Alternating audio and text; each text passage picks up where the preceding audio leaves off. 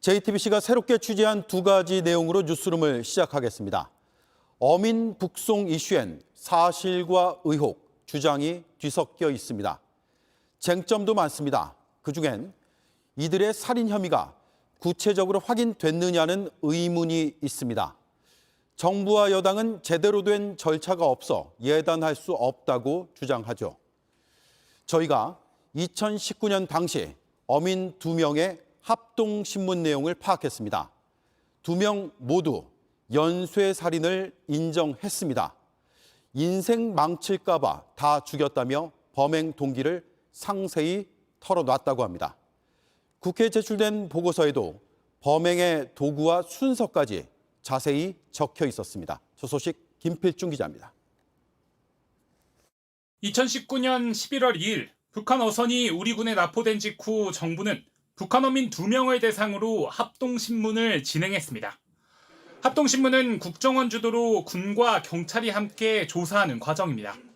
그런데 당시 조사 과정에서 해당 선원들이 연쇄살인 혐의를 인정했고 그 동기까지 자세히 진술한 것으로 JTBC 취재 결과 파악됐습니다.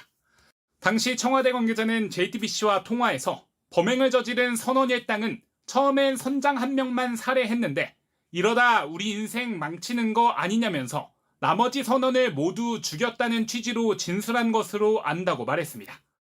또 두 사람을 분리해서 신문했는데도 범행 수법 등을 자세히 진술했고 그 내용이 서로 일치했다고 덧붙였습니다. 당시 청와대 국정상황실장이었던 윤건영 민주당 의원은 해당 진술이 SI 첩보로 교차 검증됐다고 주장했습니다.